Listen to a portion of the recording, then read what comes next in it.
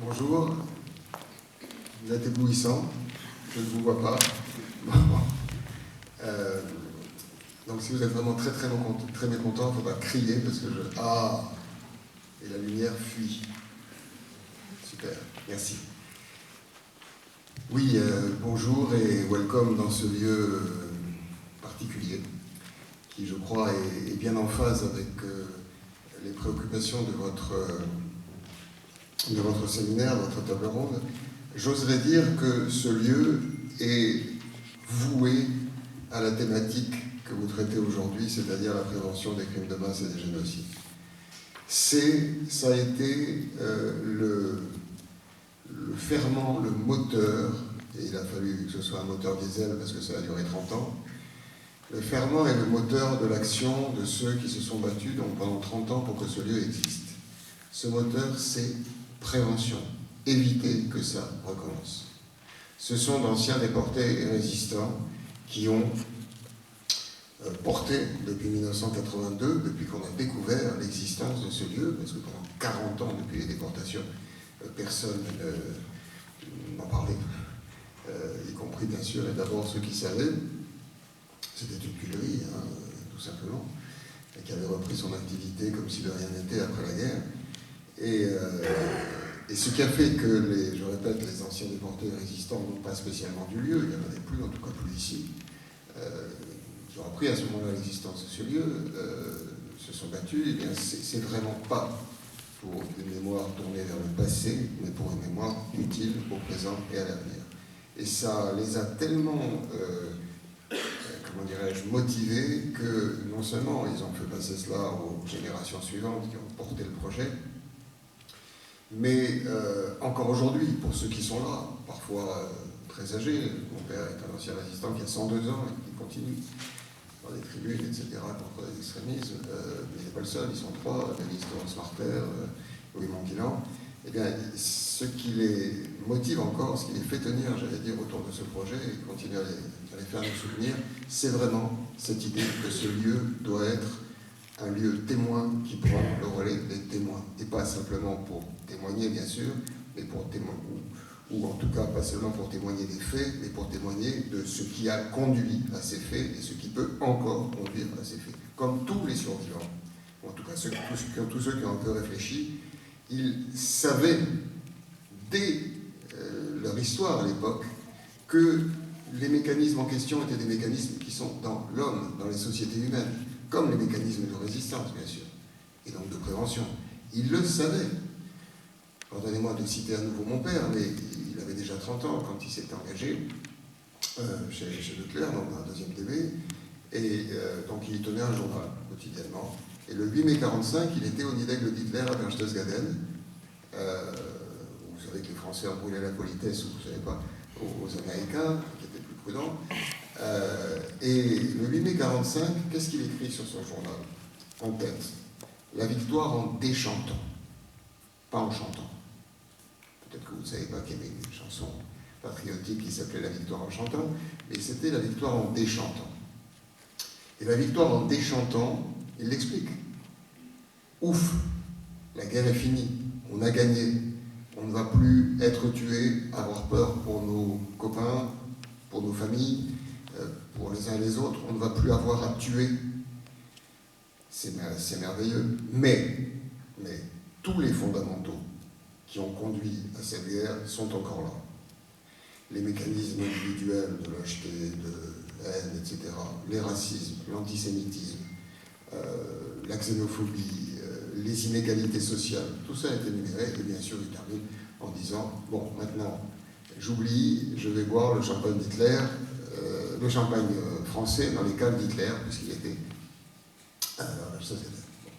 Donc, je répète, la prévention, l'alerte et la prévention, c'est le moteur qui a fait exister ce lieu et qui a fait que la génération suivante s'y est investie. Contrairement à d'autres lieux qui ont été souvent portés par, on va dire, l'esprit ancien combattant, et pourquoi pas, il faut garder des lieux, des mémoires, il faut maintenir des commémorations, effectivement, sur des repères. Là, l'idée était vraiment, ça peut recommencer en France ou ailleurs, ça a d'ailleurs recommencé, vous le savez bien, depuis la guerre, Et il faut que ce lieu continue à témoigner et à faire comprendre. Et c'est là que nous trouvons une des deux particularités de ce lieu. La première particularité, c'est que nous nous sommes aperçus petit à petit que ce camp était le seul camp français d'internement et de déportation encore intact, le seul. Et petit à petit, on s'est aperçu, en tout cas c'est ce que nous a dit Serge Klarsfeld, qui connaît ces questions, que c'était le seul camp en Europe encore intact.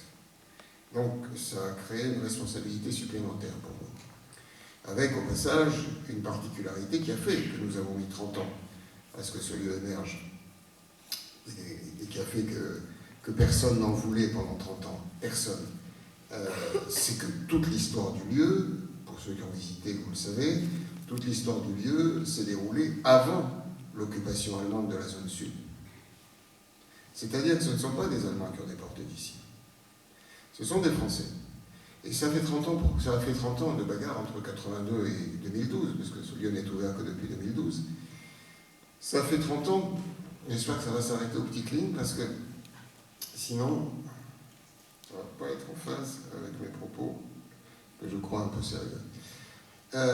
Oui, je disais, ça a duré 30 ans parce que, pour deux raisons. La première, vous vous souvenez que Jacques Chirac a pris une position claire en 1995 sur la responsabilité de notre pays dans la déportation des Juifs.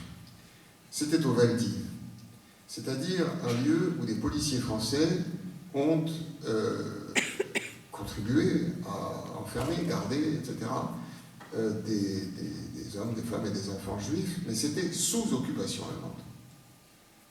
Et déjà, c'était considéré comme héroïque que 50 ans après, un président de la République dise la vérité. Bon.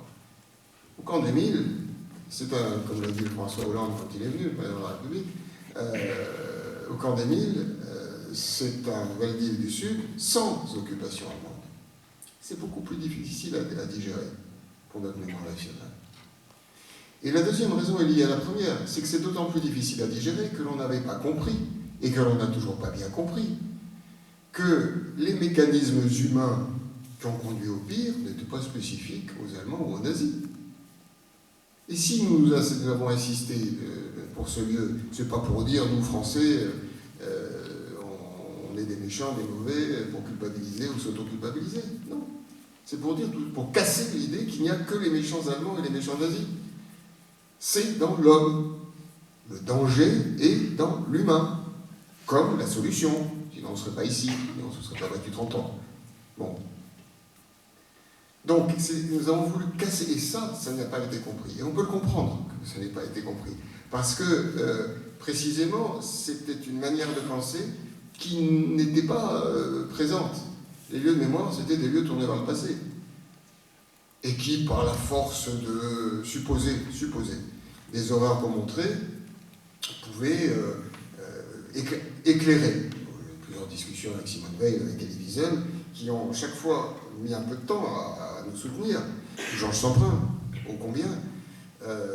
Wiesel et Semprin ont peut-être un peu plus vite compris, mais ils ont fini tous, y compris Simone Veil, à nous rejoindre. Mais dans un premier temps, c'était, mais qu'est-ce que vous allez, dans ce lieu, faire d'autre que présenter l'horreur qui, en elle-même, est dissuasive? Ben non, elle n'est pas dissuasive. On a toutes sortes d'horreurs de toute nature qui arrivent à la télé, comment faire les différences, et puis plus ça va s'éloigner dans le temps, plus ça sera une dragonnade renforcée, un bout de drame moyenâgeux, je parle de la Shoah, et pareil pour d'autres génocides éloignés dans le temps ou dans l'espace. Non, il faut que nous décortiquions à partir de cette histoire les mécanismes humains récurrents qui permettent non seulement de comprendre ce qui s'est passé, mais de comprendre ce qui peut se passer, pour l'empêcher. Et c'est là-dessus, je vous répète, que petit à petit, le consensus s'est fait, mais je vous disais, c'est la deuxième raison que je peux comprendre, contrairement à la première qui était, ah non, pas nous les Français, il faut mieux le cacher, on met les choses sous le tapis. Bon, non, la deuxième raison, c'est d'avoir pas compris la démarche qui était faite ici. Alors, vous l'avez donc compris, je pense. La première particularité du lieu, c'est son unicité historique, si je puis dire, le seul camp français intact, etc., même européen. avec ce côté Vichy, avec aussi l'un des deux camps européens où l'intelligentsia européenne était rassemblée. Il y avait Terezin et il y avait l'Émile, avec Max Ernst, Rottenberger, etc. Léon Feuchtwanger et autres. Et vous savez, on laissait toute une série de traces de peinture, on va retrouver à peu près 400, même si toutes ne sont pas visibles encore. Les moyens ne sont pas toujours au rendez-vous. La deuxième particularité, je disais, c'est ce que nous appelons le volet réflexif du camp d'Émile ou le volet d'éducation citoyenne. Et ce volet d'éducation citoyenne, il a été pensé dès le début, incompris dès le début, enfin au début, parce que maintenant on est parfaitement compris, c'est même ce qui attire le plus les gens ici maintenant. Ce volet d'éducation citoyenne, c'était précisément un volet qui consistait à quitter l'histoire factuelle, quitter ce que l'on fait dans les autres mémoriaux, c'est-à-dire présenter les lieux et leur histoire, déjà bien complexe, quitter donc cette dimension strictement historique, descriptive je dirais, pour ouvrir de façon interdisciplinaire et intergénocidaire la réflexion. Pluridisciplinaire parce que lorsqu'on examine les processus qui ont fonctionné ici, un engrenage qui va de l'internement des étrangers à celui des opposants, notamment des étrangers par la République, suspects, indésirables, etc., à l'internement des opposants, puis à la déportation des Juifs. Une fois qu'on a décrit cette histoire particulière et déjà complexe, l'important, c'est de prendre un peu de recul et de regarder les mécanismes individuels, collectifs et institutionnels qui ont été à l'œuvre. Et une fois qu'on les a mis au jour, 15 ans de travail scientifique, quarantaine de chercheurs, une série de petits groupes, etc. Une fois qu'on les a mis au jour, sur une base pluridisciplinaire, une fois qu'on a mis tout cela ensemble pour décortiquer ces mécanismes qui ont conduit à ce qui s'est passé ici, la question qui se posait, c'était est-ce un processus, sont-ce des mécanismes qui ont été spécifiques à une histoire, celle de la Shoah, en Europe à un moment donné, ou est-ce que ce sont des mécanismes récurrents, permanents, des sortes d'invariants des fonctionnements humains. Et en bon scientifique, selon le modèle en tout cas, paraît-il idéal des sciences exactes, il aurait fallu refaire des expériences. Nous n'en avions ni le goût, ni l'envie, ni les moyens surtout. Malheureusement, les hommes se sont chargés de refaire ce genre d'expérience, avec en particulier le Rwanda, mais auparavant, génocide arménien et d'autres crimes de masse qui ne sont pas nécessairement génocidaires, mais qui présentent le même type de mécanisme. Donc notre travail a été non seulement d'être pluridisciplinaire, mais d'être intergénocidaire. C'est-à-dire d'essayer de valider les leçons, les analyses que nous avions faites sur ce cas particulier, par les autres cas que l'histoire avait présentés dans d'autres continents et à d'autres époques. Et à partir de là, nous avons pu nous permettre de dire, eh bien, présentons dans ce que j'évoquais, ce volet réflexif, présentons ce qu'il y a de commun entre les différents génocides, ce qu'il y a de commun en termes de mécanismes humains. À la fois de mécanismes vers le pire et de mécanismes ou de capacité de résistance. C'est ce qui se fait dans la dernière partie de notre musée, de notre mémorial plutôt, et de notre exposition. Et c'est mon travail de président de fondation de le dire, le seul lieu dans le monde, où l'on décortique ces mécanismes-là. Alors on le fait bien, on le fait mal. Vous savez, on était tellement tâtonnants, hésitants, non spécialistes des mémoriaux. Alors, comme vous savez, aux innocents les mains pleines, mais parfois les mains vides aussi. Bon. Donc, on était tellement hésitants que pour ceux qui ont visité, ils l'ont peut-être remarqué. Autant la muséographie des parties mémorielles et historiques est une muséographie en dur, métallique, autant la muséographie de la partie réflexive originale, c'est du papier. C'est du papier collé sur les murs. Et vous ne le voyez pas, mais le sol, ce sont des lattes en bois qui peuvent se changer très rapidement. Nous étions convaincus que c'était tellement expérimental qu'on allait se faire archi-flinguer pour de mauvaises raisons et pour de bonnes raisons. Et que nous aurions à tenir compte des bonnes raisons pour améliorer notre propos. Eh bien non. On ne s'est pas fait flinguer, ou très peu, ou à la marge, vraiment, sur les détails fondés. Bon. Et en tout cas, qui n'ont pas justifié depuis 4 ans que l'on enlève le papier, ce qui nous pose d'ailleurs un problème de vieillissement du papier. Enfin, c'est peut-être moins grave que la question de fond. Bon. Donc, les deux spécificités, historiques, réflexives, d'éducation citoyenne, destinées à prévenir. Alors, comment prévenir? Comment prévenir? Nous partons de l'idée qu'à partir du moment où on comprend les mécanismes, on a une petite chance de les enrayer. D'abord de les voir, c'est le chaînon intermédiaire, on comprend, on voit, on comprend, on regarde et on essaie de voir comment intervenir. Dans les schémas, notamment celui qui vous sera, je crois, distribué tout à l'heure dans une petite plaquette qui résume un bouquin, qui lui-même résume nos travaux sur les engrenages qui mènent au pire.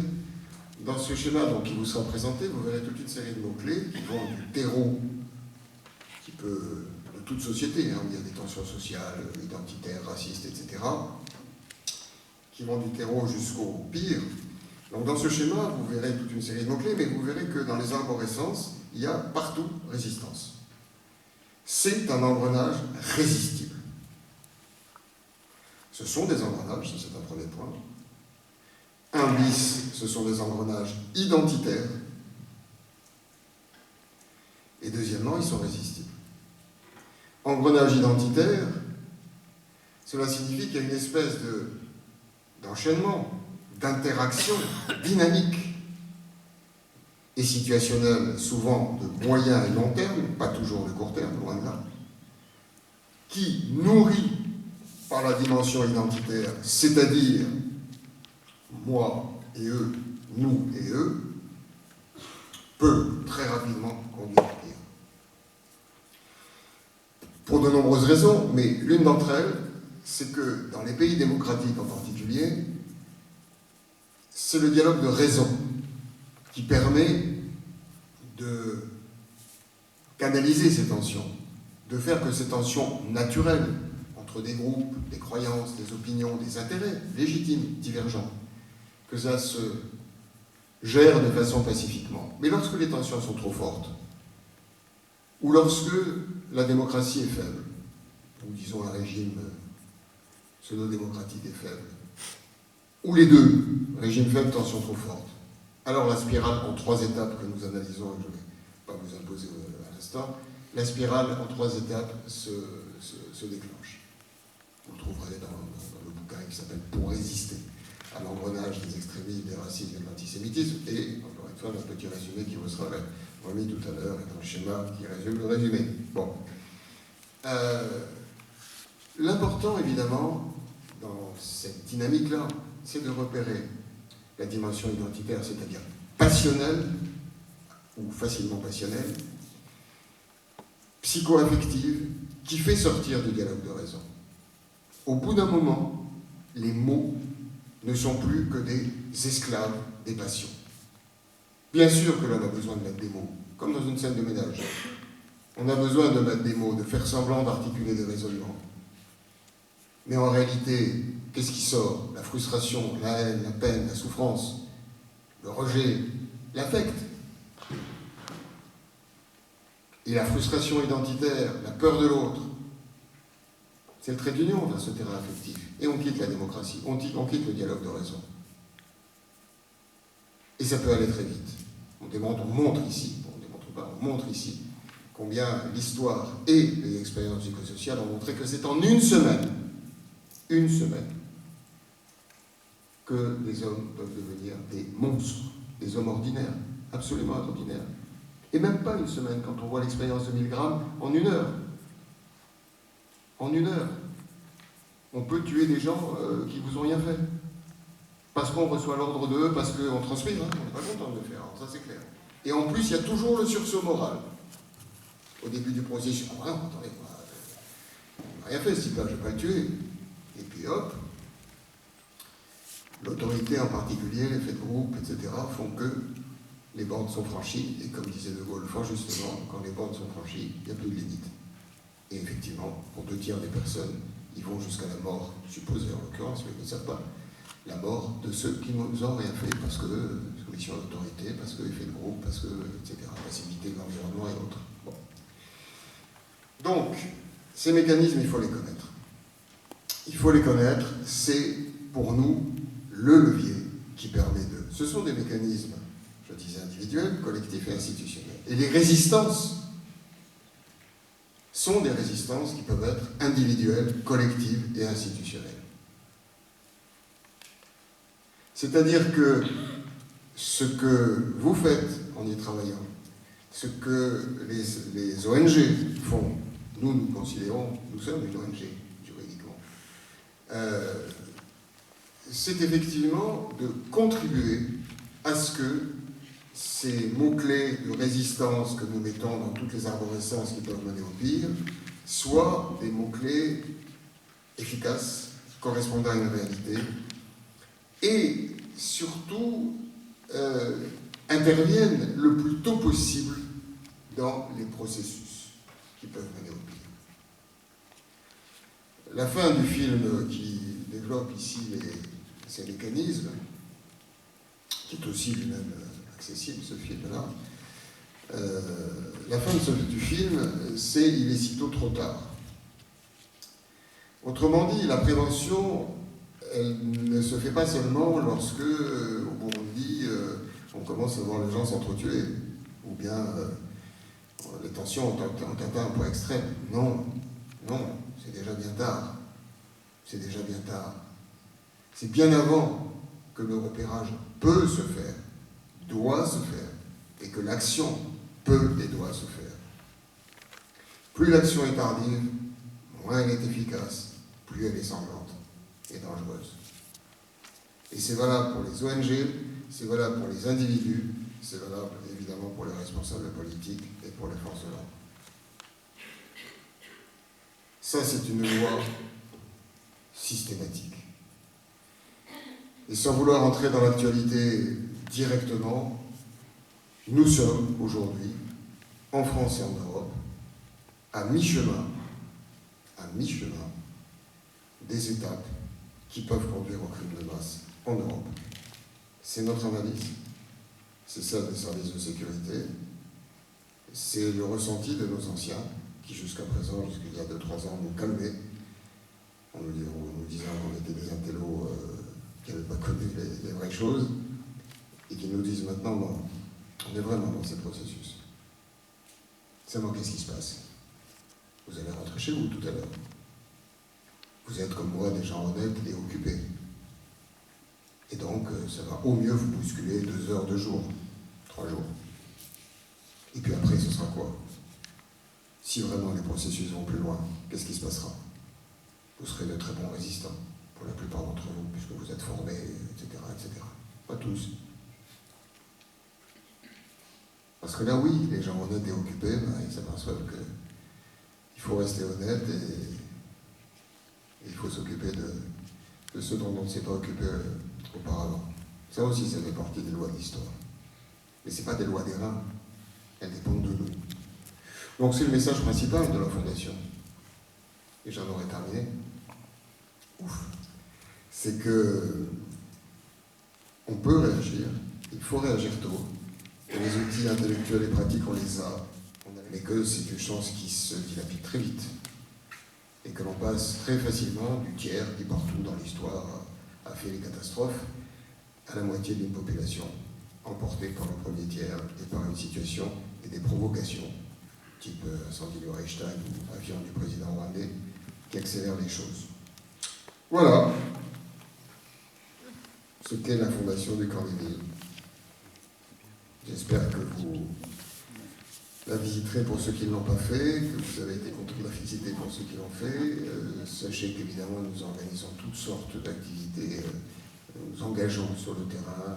Hier, par exemple, vous savez que nous avons eu une journée consacrée aux projets que nous aidons les centres sociaux, les quartiers difficiles à monter, les collectivités locales, etc., sur ce terrain de désamorçage des extrémismes identitaires. Il y avait aussi la ministre de la Ville.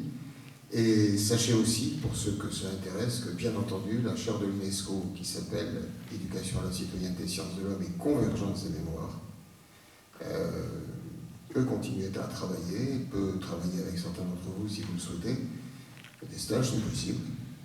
Et que si j'en parle, ce n'est pas simplement pour faire de la com, c'est parce que vous l'avez compris, nous croyons à ce que nous faisons et nous croyons que nous n'avons plus le temps de mettre les formes. Voilà. Bonne journée de travail.